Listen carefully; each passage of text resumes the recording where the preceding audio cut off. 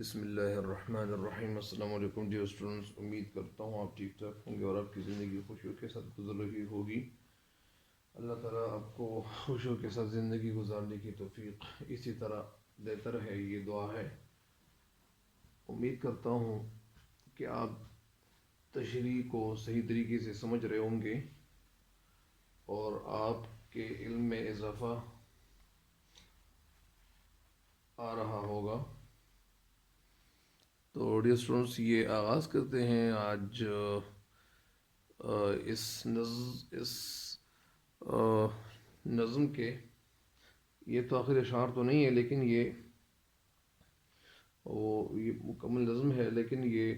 جو ہے آج اس کتاب کے اشعار ہیں اور یہ دو آخری اشعار ہیں۔ ان کی تشریحات جو ہے اپلوڈ کرنے جا رہا ہوں۔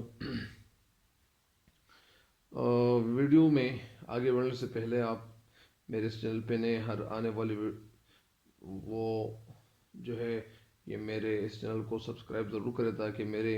میری ہر نئی آنے والی ویڈیو آپ کو وقت پہ پہنچتی رہے۔ تو آئیے بڑھتے ہیں ڈیئر اسٹوڈنٹس ان آخری اشعار کی طرف۔ ثباتی زندگی ایمان محکم سے ہے دنیا میں، کہ المانی سے بھی پائند تر نکلا ہے تورانی۔ ثبات کے معنی ہے زندگی کا قیام، زندگی قائم رہنا۔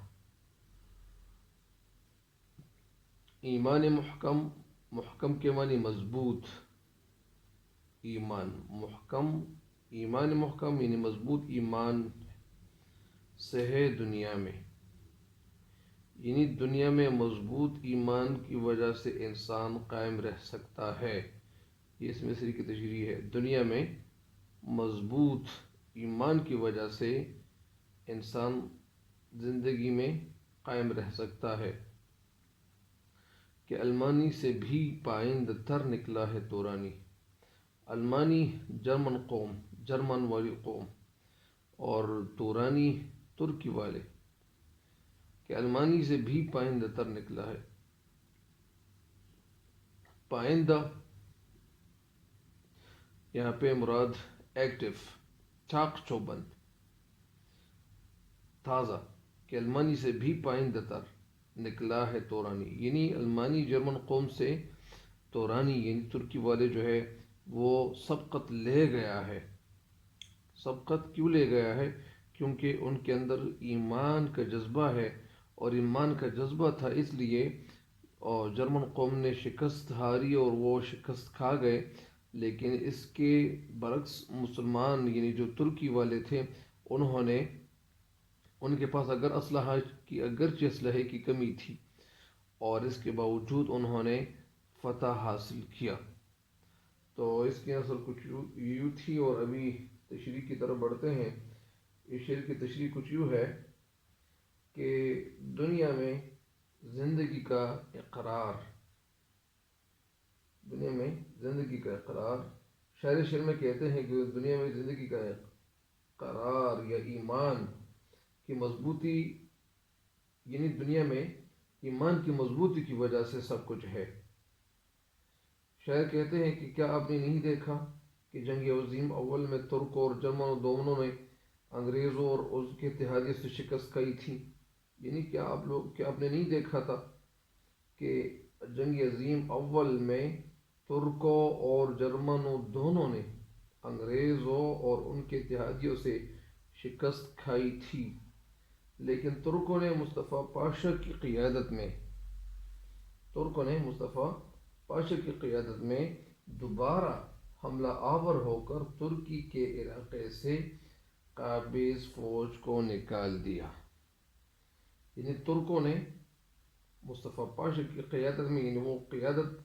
کر رہے تھے، لیڈنگ کر رہے تھے، دوبارہ حملہ آور ہوئے اور ترکی کے جو علاقے تھے ان پہ جو قبضہ کیا ہوا تھا، تو وہ قبضہ کیے ہوئے علاقے کو مسلمان یعنی ترکی والے نے وہ دوبارہ قبضہ کر لیا، یعنی ان دوسرے ملک کے جو فوجی تھے ان کو نکال باہر کر لیا، اور خود ان پہ قابض ہو گئے، کیونکہ یہ انہی کے علاقے تھے، جبکہ جرمن والے یہ کام نہ کر سکے، یعنی جرمن والوں سے یہ کام نہیں ہو سکا۔ اتحادی بدستور ان کے ملک پر قابض رہے، اور جو لوگ تھے یعنی برطانیہ والے، تو وہ بدستور ان کے ملکوں پہ قابض رہے اور قبضہ کیے رکھا۔ اچھا، ان جرمنوں سے ترک زیادہ مضبوط ارادوں اور عمل کے لحاظ سے وہ اس لیے نکلے، یعنی جرمن قوم جو تھی تو ان کے مقابلے میں ترک والے لوگ جو تھے، ترکی فوجی، وہ جرمن والی فوجوں سے وہ اچھے نکلے، وہ ایکٹیو نکلے، اور وہ ان سے بھی آگے بڑھ گئے۔ آگے اس لیے بڑھ گئے کیونکہ ان کے اندر ایمان کی طاقت، یہ قوت تھی کہ وہ صاحب ایمان تھے۔ وجہ کیا تھی کہ ترکی والوں کو کامیابی اس لیے ملی کہ وہ ایمان کے جذبے سے بھرے ہوئے تھے، اور جرمن لوگ جو تھے تو وہ ظاہری بات ہے کہ وہ الحاد تھے، وہ ملحد تھے، وہ یعنی مسلمان نہیں تھے۔ تو اس لیے جرمن والوں نے انہوں نے کامیابی حاصل نہیں کی، اور مسلمان قوم جو تھی یعنی ترکی والوں نے یعنی آزادی حاصل کر لی۔ تو اس شعر کی تشریح یوں ہے کہ شاعر اس شعر میں کہتے ہیں کہ مضبوط ایمان کی وجہ سے دنیا میں رہا جا سکتا ہے۔ آپ کے اندر، آپ کے دل میں ایک مضبوط ایمان ہو، آپ کو اللہ تعالیٰ پہ مکمل طور پر بھروسہ ہو، تو آپ بہت کچھ بن سکتے ہو، آگے بڑھ سکتے ہو۔ لیکن اگر آپ کے اندر اللہ تعالیٰ پہ پختہ یقین نہیں ہے، مکمل اعتماد نہیں ہے، تو پھر آپ زندگی میں، دنیا میں رہنا آپ کے لیے مشکل ہے، تو دنیا میں آپ پھر نہیں رہ سکتے ہو۔ اس لیے یہ شعر کہتے ہیں کہ ترکی والے جو تھے ان کے پاس اسلحے کی کمی تھی، ان کے پاس اتنا اسلحہ نہیں تھا، لیکن اس کے مقابلے میں، اس کے برعکس، یعنی جرمن قوم جو تھی وہ ان کے پاس اسلحہ بھی زیادہ تھا، اور یہ پہلی جنگ عظیم یعنی 1914 سے لے کر 1919 تک وہ جو جنگ عظیم اول تھی، تو اس جنگ میں ترکی والے جو تھے وہ جرمن قوم کے ساتھ انہوں نے اتحاد کیا تھا، اور اس کے باوجود یعنی جب جرمن والوں پہ وہ اور ممالک جو تھے وہ قابض رہے، برطانیہ کا ان پہ قبضہ رہا، تو پھر وہ تو شکست کھا گئے، لیکن جو ترکی والے تھے تو انہوں نے شکست نہیں مانی، شکست نہیں ہاری، اور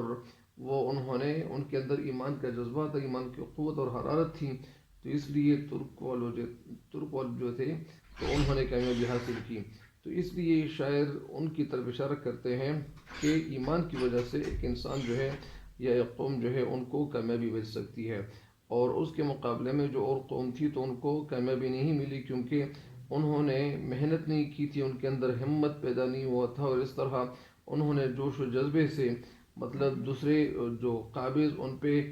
ممالک تھے تو وہ ان کو نکال باہر نہ کر سکے، اور ترکی والوں نے یعنی یہ کام بخوبی اور خوبصورت طریقے سے سر انجام دیا۔ تو اس شعر کی تشریح مکمل ہو گئی، نیکسٹ شعر کی تشریح کی طرف بڑھتے ہیں۔ جب اس انگار خاکی میں ہوتا ہے یقیں پیدا، جب اس انگار خاکی، انگارہ کا مطلب یہاں انسان ہے، مسلمان ہے، خاکی سے یعنی مٹی سے بنا ہوا انسان ہوتا ہے یقیں پیدا، یعنی جب اس مٹی سے بنے ہوئے انسان کے اندر وہ مکمل یقین پیدا ہو جاتا ہے، ان کو اللہ تعالیٰ پہ اعتماد آ جاتا ہے، تو کر لیتا ہے یہ بال و پر پیدا، بال و پر قوت اور بازو۔ روح الامی یعنی جبرائیل علیہ السلام، جبرائیل علیہ السلام جو ہے وہ ایک جلیل القدر اور ایک عظیم اور ایک جلیل القدر فرشتہ جو حضرت جبرائیل علیہ السلام کے نام سے مشہور ہے۔ تو جب اس انگار خاکی میں، انگارہ کا مطلب یہاں، انگار اس لیے اس کو کہا ہوا ہے، یہ چنگاری کو انگارہ کہتے ہیں، لیکن یہاں انگارہ کا مطلب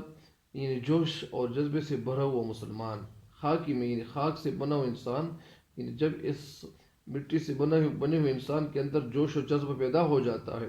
ان کو اللہ تعالیٰ پہ مکمل بھروسہ پیدا ہو جاتا ہے، ان کو یقین ہو جاتا ہے مکمل طور پر، تو یہ جو ہے پھر حضرت جبرائیل علیہ السلام سے بھی آگے یعنی پہنچ سکتے ہیں، کیونکہ یہ جب ایمانی قوت ان کے اندر پیدا ہو جاتی ہیں تو یہ بہت کچھ بن سکتے ہیں۔ تو یہ تھی اس کی نثر۔ ابھی تشریح کی طرف بڑھتے ہیں، اور تشریح اس شعر کی کچھ یوں ہے۔ شاعر علامہ اقبال رحمۃ اللہ علیہ مسلمانوں سے مخاطب ہو کر کہتے ہیں کہ تم لوگوں میں اگر اللہ تعالیٰ پر یقین پختہ ہو جائے، مکمل یقین آ جائے، تو پھر انسان کے بازو میں حضرت جبرائیل علیہ السلام کی طرح طاقت اور قوت پیدا ہو جاتی ہے۔ جس طرح حضرت جبرائیل علیہ السلام کو اللہ تعالیٰ نے طاقت دی ہوئی ہے اور ان کو اللہ تعالیٰ نے جتنی طاقت دی ہوئی ہے، تو اسی طرح شاعر کہتے ہیں کہ یہ مسلمان جو ہے تو